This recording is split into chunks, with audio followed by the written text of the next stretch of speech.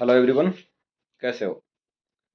जैसा कि आपको मालूम है कि भाई पर डे अपने चैनल पे करंट का एक अनेक टॉपिक डिस्कस करते हैं अपन। आज उसी श्रेणी में देखा जाए तो आज का टॉपिक है अपना प्रधानमंत्री धन धान्य कृषि योजना। अब ये चर्चाओं में क्यों रही थी, क्योंकि अभी 16 जुलाई 2025 को कैबिनेट ने इसकी मंजूरी दे दी थी। अब देखते हैं भाई इसकी योजना की अवधि क्या है, तो 2025-26 से आगामी 6 वर्ष तक। अगर इसके बजट की बात की जाए तो 24,000 करोड़ पर ईयर, मतलब आगामी 6 साल तक 24,000 करोड़ रुपए खर्च किए जाएंगे। ओके। अब इसमें देखते हैं विशेष क्या है। तो 11 मंत्रालय की 36 योजनाओं को समायोजित किया गया है और देश के 100 जिलों को इसमें शामिल किया गया है। करीबन करीबन 1.7 करोड़ किसानों को प्रत्यक्ष लाभ है इसमें। अब भाई इसकी योजना आई है तो इसका कोई उद्देश्य भी होगा। अब उद्देश्य के लिए अपन बात करें तो कृषि उत्पादकता में वृद्धि, फसल विविधीकरण को बढ़ावा देना, पंचायत और ब्लॉक स्तर पर कटाई के बाद भंडारण क्षमता में वृद्धि करना, विश्वसनीय जल सुविधाओं के साथ बुनियादी ढांचे को बढ़ावा देना और किसानों के लिए अल्पकालिक और दीर्घकालिक ऋण के लिए बेहतर सुविधा को सक्षम बनाना, ये इसका उद्देश्य था। अब इसमें 100 जिले शामिल किए गए थे। मेनली बात तो ये है कि भाई जो जिलों को शामिल करने के पीछे क्या मापदंड थे। ऐसे थोड़ी ना भाई जैसे राजस्थान से 8 शामिल किए इसमें, राजस्थान से 10 भी तो कर सकते थे, 20 भी तो कर सकते थे और कई अदर स्टेट से और भी तो कर सकते, लेकिन इनके 100 जिलों के लिए इन्होंने मापदंड दिया है। 3 मापदंडों पर विशेष रूप से थे।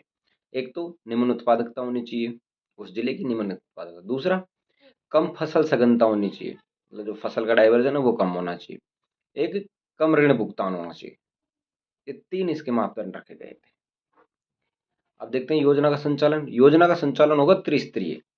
त्रिस्तरीय कार्यान्वयन किया जाएगा 117 संकेतकों के आधार पर। अब त्रिस्तरीय कैसे, जैसे ऊपर ऊपर रहेगा भाई, जैसे राष्ट्रीय वाला हो जाएगा, फिर राज्य स्तरीय, फिर जिला स्तरीय, ये त्रिस्तरीय रहेगा। और केंद्रीय जो नोडल अधिकारी होगी ना, उनकी नियुक्ति की जाएगी।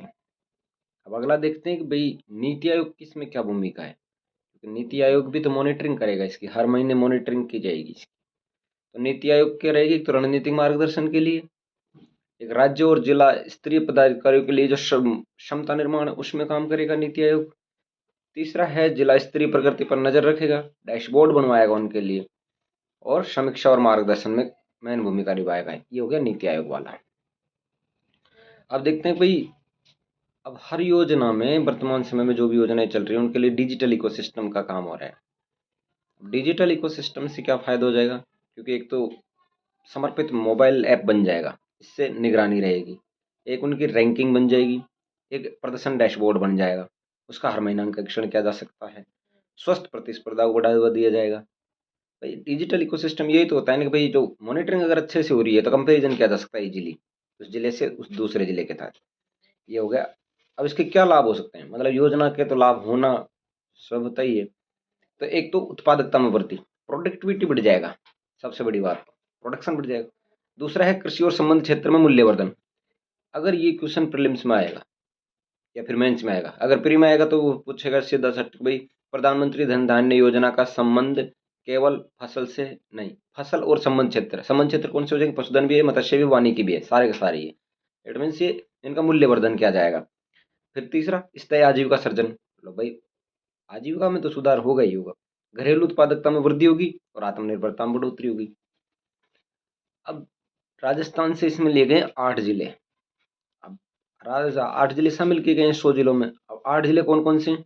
जैसलमेर, बाड़मेर, बीकानेर, जोधपुर, नागौर, चूरू, जालोर और पाली, ये 8 जिले हैं।